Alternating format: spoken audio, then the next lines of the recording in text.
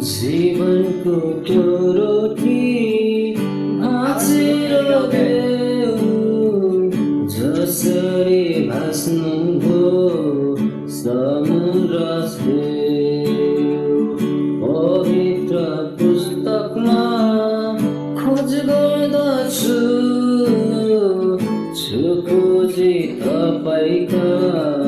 हे प्राण प्रभु जीवनको त्यो रोटी मलाई जुरोस् तपाईँकै त्यो वचन मनमा बसो र सुन्दोस्